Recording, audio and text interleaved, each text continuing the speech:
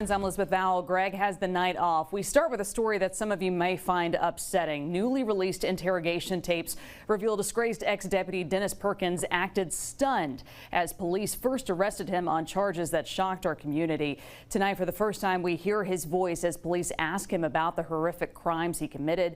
The sometimes graphic recordings you're about to hear reveal new information about the cases against Dennis Perkins, a once trusted sheriff's deputy, and his schoolteacher wife, Cynthia, both of them tied up in a web of rape and child porn. Here's our lead investigator, Scotty Hunter. Dennis Perkins was at Toledo Bend, 4 hours from home, when just after 8 at night, he got a call to walk up the hill from his fishing camp for something important. He was met by law enforcement officers there to question him about a case. Here's the actual audio from that interrogation in October of 2019. Mr. Dennis, obviously I'm guessing you've had a couple drinks if you're on a fishing trip today? Yeah. Okay. Would you say you're drunk at this point, or you're in your right state of mind and understand what's going on? As much as can be at this point? Yeah, sure. Okay. That being said, I'm just going to go over some rights with you. You have the right to remain silent. Anything you say can be used against you in a court of law. The investigator you hear is from the Louisiana Attorney General's office. He tells Perkins they've received a tip that he has been involved in the online exchange of child pornography. Child pornography? Yes, sir.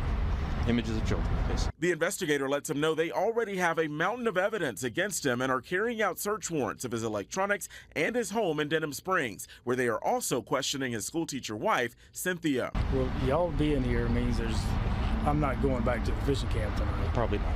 Yeah. Perkins is told the images include junior high-aged girls photoshopped into sexual positions with a man who appears to be him. Was that just kind of a playing around being stupid type thing, or was that you and your wife kind of bouncing pictures back and forth, or how'd that thing come about?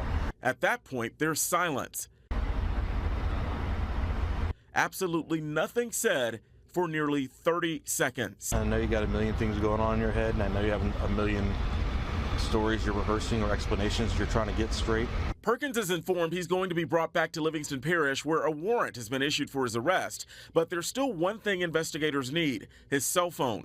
Perkins admits he tossed it into the water as he walked out of the fishing camp minutes earlier. Where'd it get tossed to? Over the Pendleton Bridge. Okay. Any reason for tossing it over Pendleton Bridge? Just you knew what this conversation was going to be about? No, I had no idea what this conversation was going to be about, but I knew it wasn't good. The investigator says tossing the cell phone makes no sense unless Perkins had something to hide. It makes sense because, I have naked pictures of my wife on there.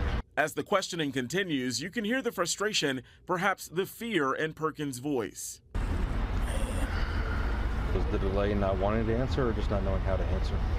I'm just worried about my wife and the kids, man. From there, the interrogation takes a big turn as investigators lay out some of the most disturbing parts of the case. This is going to be the one that probably is the most embarrassing question, but probably the most important I'm going to ask you. He asks Perkins about photos they found of him sexually pleasuring himself onto small pastries called pedophores, and more photos showing school children eating pastries. Perkins tells them none of the pastries the children ate were contaminated. Okay, then did you give them a second batch that they ate that were clean pastries? It's at that point Perkins realizes just how much trouble he's in and decides to end the interview. Respectfully, I would just rather just talk to an attorney and not answer any questions, if that's okay. That's totally up to you. And with that, the recording is turned off. Go ahead and stop the recording. Time is 8:51. Perkins was booked into the Livingston Parish Jail and fired from his high-profile job at the Livingston Parish Sheriff's Office. In the months that followed, the evidence against Perkins and his schoolteacher wife would explode to include rape and other disturbing charges. Both pleaded guilty. He's serving a 100-year prison sentence. His wife, Cynthia, got 41 years. For the WAFBI team, I'm Scotty Hunter. Scotty, thank you. The interrogation of Cynthia Perkins went on for nearly an hour and a half, with her denying any involvement. Near the end, one of the investigators tells Cynthia that time is running out for her to come clean. Is that what you want to look like? Do you want your picture next to his picture on the news saying this is his co-conspirator to exploit your children? The headline's going to read local junior high teacher, local sheriff deputy. That's what the headline reads.